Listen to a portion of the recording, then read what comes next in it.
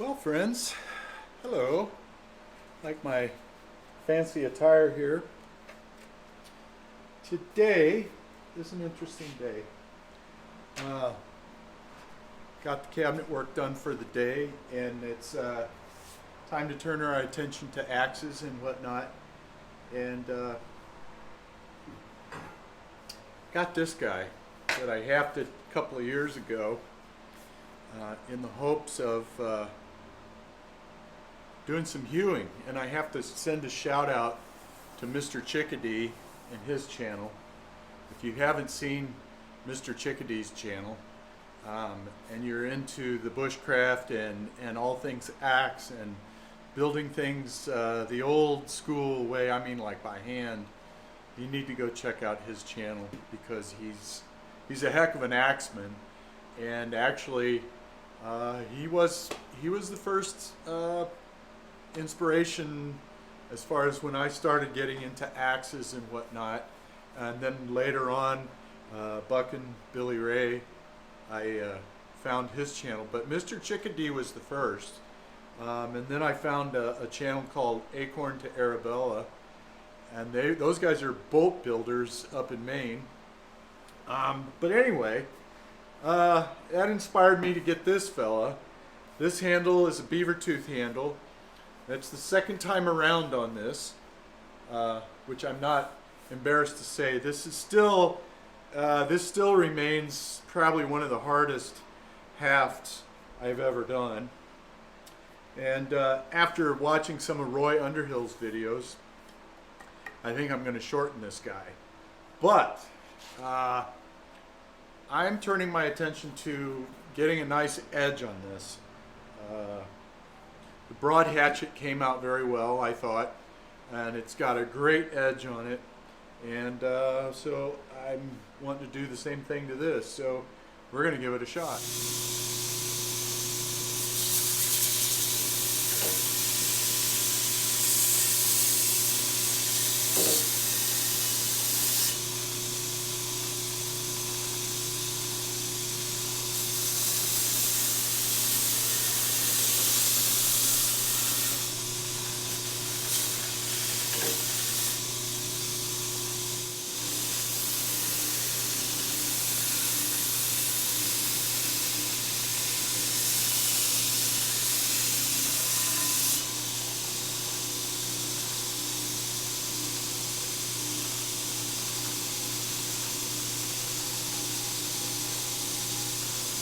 We're going to have to go coarser.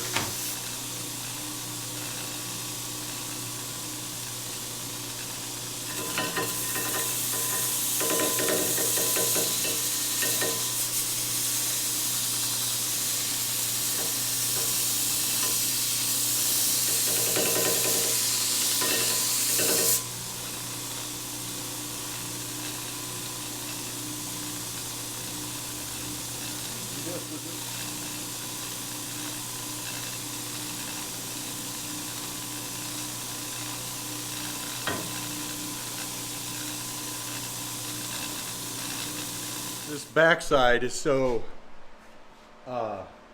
convex and in line with the pull.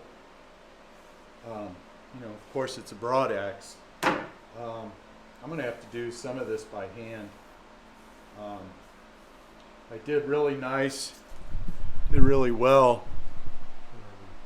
Yeah, did really well in through here, but these marks are where it's hitting where I don't want it to. So I've got my steel, 3/4 inch steel sanding block, and I've got some self-sticking sandpaper. And I'm just gonna take some of these unwanted marks out.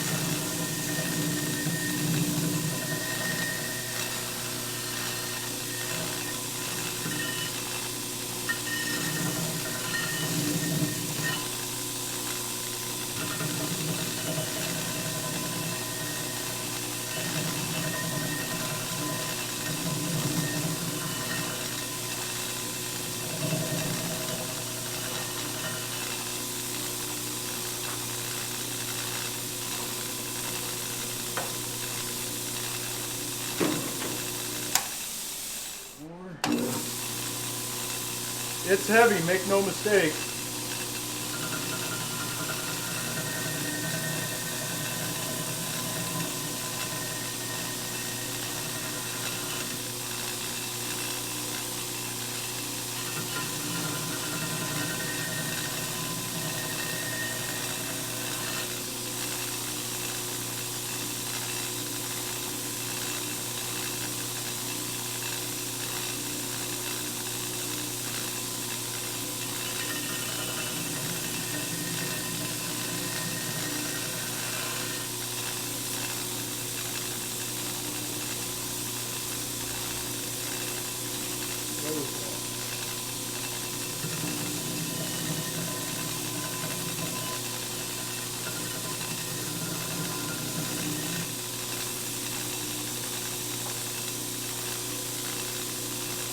Lovely. I think we're going to have to put some training wheels on.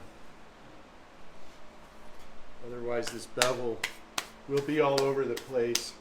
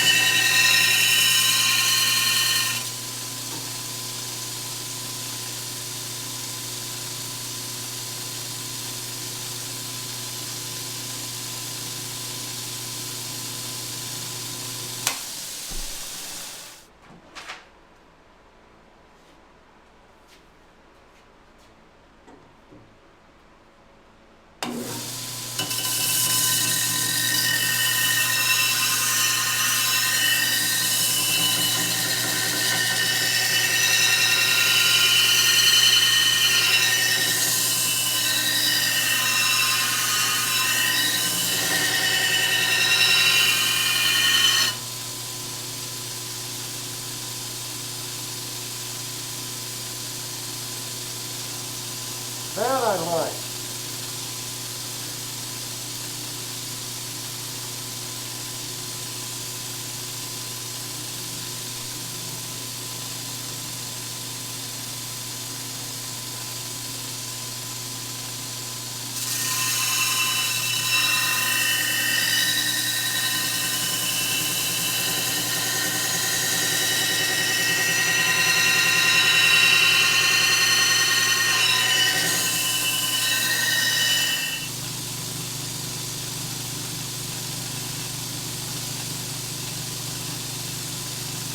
Getting there.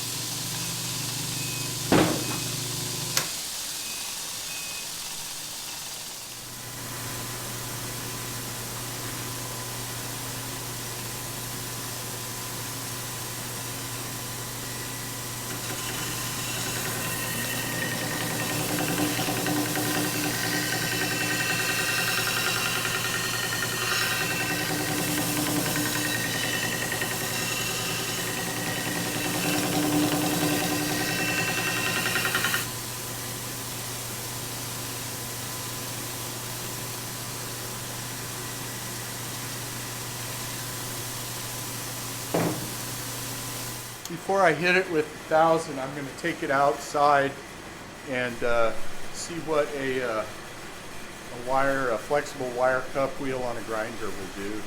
Very carefully. I don't want to leave any machinery marks. I just want to break up this rust just a tiny bit. So let me get that set up and I'll bring you in.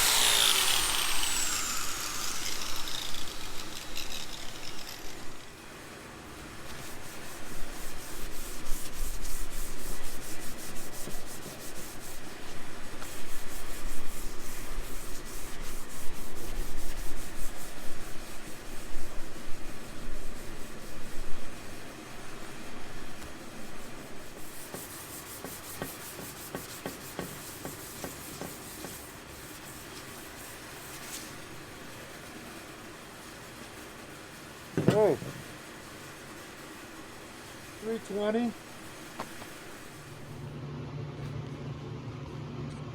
It's funny how two little inexpensive things have really, they are never, seldom, I should say, are out of the picture with the sharpening. I always come back to them, and one is my little $10 Walmart diamond stone. I can't remember, it's 800 grit. And my Arkansas whetstone. And they're both small enough that you can hold it in your hand. And I just, for some reason, I just kind of know where I'm at. And really with sharpening, that's, you have to know how much you're taking off, where the edge is at, and hopefully you keep progressing and keep getting sharper and sharper. But probably I worked a couple of hours on the machinery up at the shop sharpening this broad axe, and then I've been tweaking it and honing it by hand. And so there's quite a bit with machinery, and probably another 30 minutes honing. It's going to take some considerable effort to get this where I want. I'm really going for a mirror finish on this edge, but you know, I really want it to get into action more than anything else. Let's see if you can see the underside. Hopefully that's a decent enough look at the underside.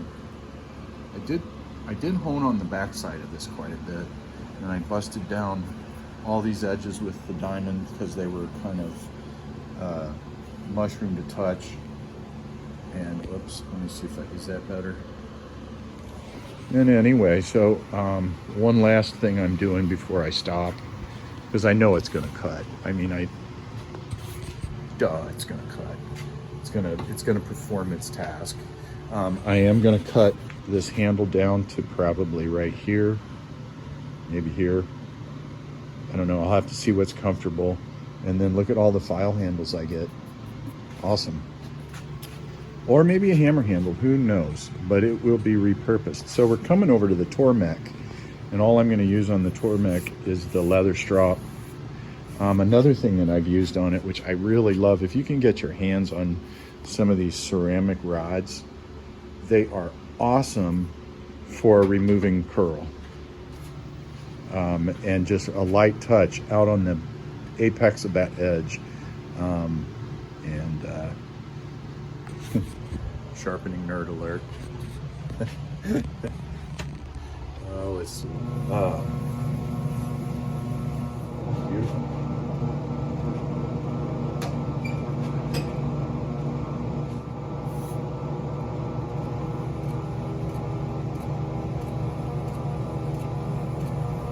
I don't think this is the greatest steel in the world.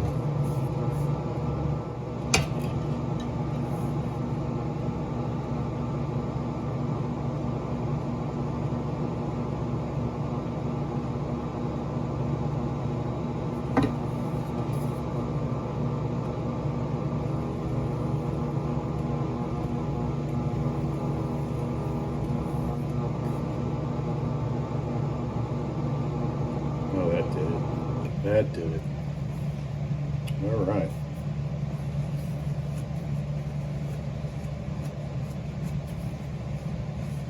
Well, I think for now, I think we're going to call this semi-done.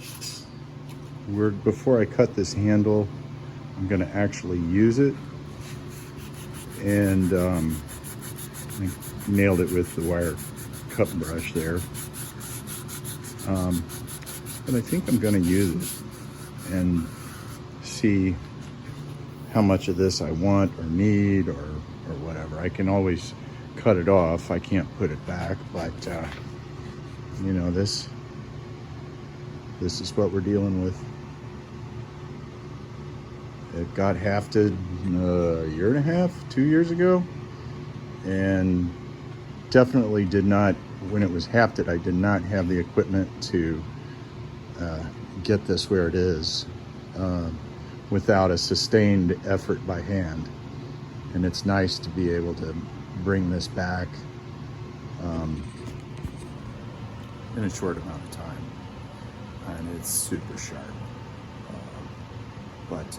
So I'm going to put, and actually, I think what I'm going to do is I got this from, I can't remember his name.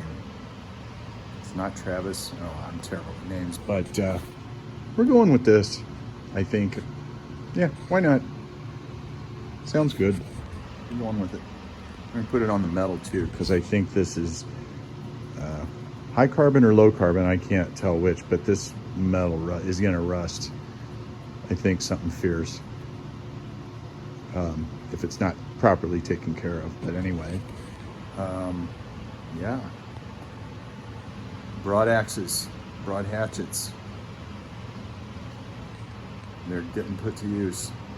We're going to have some footage of some broad axing. I'm really excited to get that going. So anyway, be kind.